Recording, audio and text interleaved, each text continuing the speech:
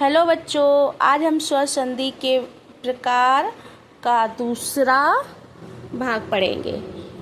स्वर संधि के प्रकार का दूसरा भाग क्या हुआ? गुण स्वर संधि। गुण स्वर संधि में क्या होता है? पहले शब्द के अंत में पहले शब्द के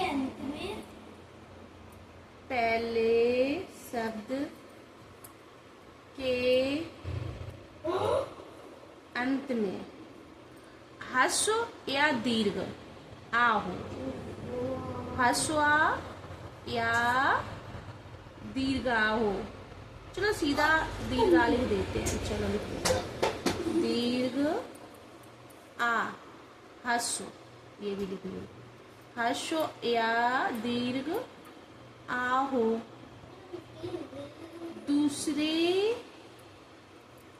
शब्द के प्रारंभ में क्या हो? ई, ह्रस्व ई या दीर्घ ई हो तो ए हो जाती है। ठीक है, ह्रस्व ए होती है, हो जाती है। और उसके बाद ह्रस्व ऊ या दीर्घ ऊ हो तो ओ हो जाता है। क्या हो जाता है? ह्रस्व ओ हो जाता है। री, ह्रस्व री या दीर्घ री होने पर क्या हो जाएगा? अर हो जाएगा। क्या होगा? अर हो जाता है। री होने पर क्या हो जाता है? अर हो जाता है। यदि दूसरे शब्द के प्रारंभ में क्या हो? री होने पर अल हो जाता है। क्या हो जाता है? अल हो जाता है। चलो इसको सूत्र देख लेते हैं, ऐसे बनाते हैं। कैसे बनाते हैं? यानी कि इधर क्या हो? ह्रस्व आ या दीर्घ आ और प्लस पहले वर्ड के अंत में क्या हो? ह्रस्व आ या दीर्घ आ। दूसरे वर्ड के प्रारंभ में क्या हो? ई, ह्रस्व ई या दीर्घ ई बराबर क्या हो जाएगा? ए। एक बात हो गई। ऐसे इधर इसमें भी ह्रस्व आ हो या दीर्घ आ प्लस दूसरे वर्ड के प्रारंभ में क्या हो? ऊ, ह्रस्व या दीर्घ ऊ, कोई एक होना चाहिए। ठीक है, तो क्या हो जाता है? ओ हो जाता है। ठीक है, तीसरी बात, इधर तो आ ही रहना है, चाहे ह्रस्व आ मिल जाए या दीर्घ आ। और दूसरे वर्ड के प्रारंभ में देखना है, अगर ई हो तो ए कर देना, ऊ हो तो ओ कर देना। अगर री हो तो क्या कर देंगे? आर। क्या कर देंगे? आर। इसी प्रकार इधर आ, ह्रस्व या दीर्घ कोई भी हो और इधर क्या मिल जाए? री, तो क्या हो जाता है? अल हो जाता है। ठीक है, इसको बंद तो कर दिया। आ, ह्रस्व हो या दीर्घ मिलाएंगे ई, ए हो जाएगा। ऊ से मिलेगा आ, छोटा हो या बड़ा ओ हो जाता है। छोटा आ हो या बड़ा आ, री हो अर हो जाता है। आ हो, री हो अल हो जाता है। ठीक है, अब इसके उदाहरण देखते हैं। सबसे अच्छा उदाहरण देखते हैं, रमा धन ईश। क्या हो जाएगा, जैसे, ये उदाहरण हो गया ना, तो उदाहरण की तरह जैसे लिख लेते हैं। रमाधन ईस, ये संधि आपको हिंदी और संस्कृत दोनों में काम करेंगी, और 6 से लेके जब तक जीवन है कंपटीशन में बैठते हो तब तक काम करेंगे, ठीक है।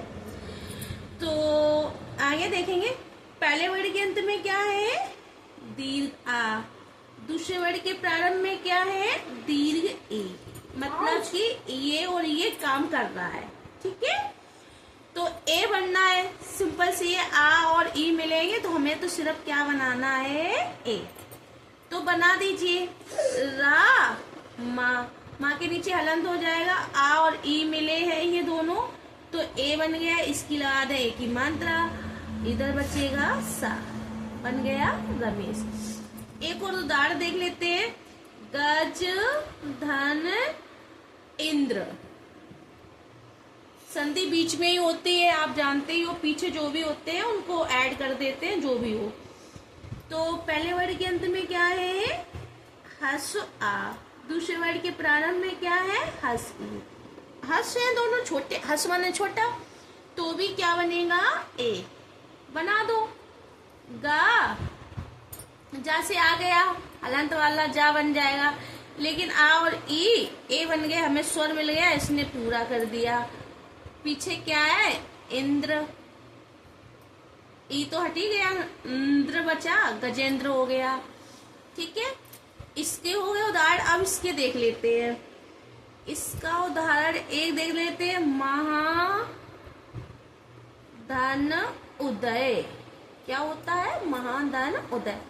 पहले वर्ड के अंत में क्या है, आ, दूसरे वर्ड के प्रारंभ में क्या है, ऊ। आ दीर्घ है, चाहे छोटा बड़ा किसी से कोई मिल जाए, हमें बस ये देखना है, इधर आ होना चाहिए और इधर ऊ, क्या बना देंगे, ओ, ठीक है। बना दीजिए, मिला दीजिए, यहाँ से आ चला गया और इधर से ऊ आ गया, ओ बन गया, आ और ऊ की मात्रा लगा दें, तो बेटा अंधेरा हो रहा, क्या हो जाएगा, ओ, और पीछे जो भी है उसको मिला देंगे, महोदय। दूसरा एक उदाहरण और देख लेते हैं, जैसे क्या देख लेते, गंगा धन उर्मी, ये भी बहुत अच्छा उदाहरण होता है, गंगा धन उर्मी। पहले वर्ड के अंत में क्या है, आ, दूसरे वर्ड के प्रारंभ में क्या है, ऊ। अच्छा, आ और ऊ मिलके क्या बनना है, ओ ही बनना है, ठीक है, ठीक है। तो ये हो गया, आगे तो जो भी होता है वो लिख ही देते हैं, ठीक है। यहाँ से आ गया है और ऊ मिलके ओ बना, ओ की लगा देंगे मात्रा, पीछे जो भी होता है उसको लिख देंगे, हमारा वर्ड बन के क्या तैयार हुआ, गंगोर्मी, ठीक है। इसके उदाहरण भी हो गए, इसका उदाहरण देख लेते हैं, महाधन ऋषि, ठीक है। पहले वर्ड के अंत में क्या हो गया, आ, दूसरे वर्ड के प्रारंभ में क्या हो गया, रे, क्या बनेगा इसके अनुसार, अर, क्या बनेगा, अर, ठीक है बच्चों, अर बन गया। फिर क्या करेंगे, कुछ नहीं करना, माँ, हाँ, यहाँ हलंत हो जाएगा, आ और री, अर बना, इसका मिल गया मुझे आ, जो हलंत को कर देता है पूरा, हम लगा नहीं रहे, फिर मुझे काटना पड़ेगा, ठीक है।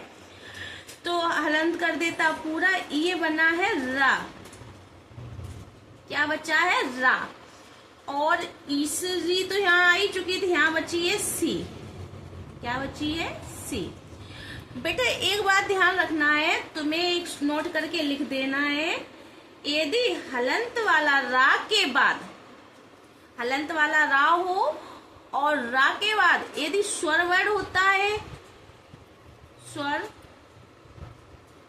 वर्ड हो तो रा के पीछे जुड़ जाता है, रा यहां से लिख लेते हैं, ठीक है, रा के पीछे जुड़, ये नोट करके लिखना है आपको, ठीक है, जुड़ जाता है। यदि व्यंजन वर्ण होता है, व्यंजन वर्ण हो तो रा का ऊर्ध्वापातन हो जाता है। क्या हो जाता है? ऊर्ध्वापातन।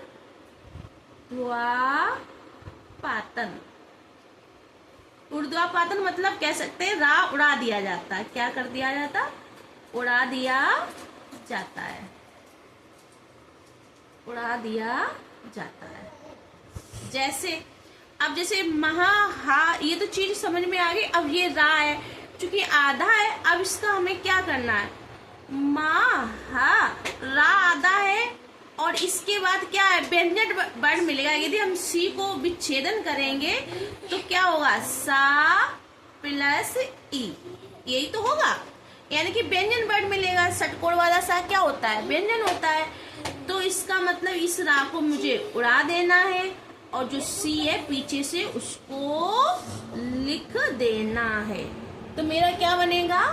महर ऋषि। अच्छा, एक और उदाहरण देख लेते हैं। राजधन ऋषि। क्या देख लेते हैं? राजधन ऋषि। तो ठीक है, इस वर्ड पहले वर्ड के अंत में क्या है? आ। दूसरे वर्ड के प्रारंभ में क्या है? ऋषि। तो क्या बनेगा? अर। ठीक है, राज, लेकिन वही चीज यहाँ है, सी है, तो इसको भी उड़ाना है। ठीक है, तो क्या बनेगा? राजर्षि। अब एक उदाहरण इसका देख लेते हैं। तब धन लकारा। जैसे कि हमें पता है पहले वर्ड के अंत में क्या हो? आ। दूसरे वर्ड के प्रारंभ में क्या हो? लरा। तो क्या बन जाता है? अल बन जाता है। ठीक है, जे इसके वर्ड आ और लरा सीधा अल बन जाता है। तो देख लेते हैं। ता बा, वा के नीचे हलंत आ गया क्योंकि आ जा चुका है, लेकिन ये आ मिल गया, हलंत को पूरा कर दिया। ये ला बन गया आधा। कैसा? आधा, हलंत वाला। और पीछे क्या है? कार।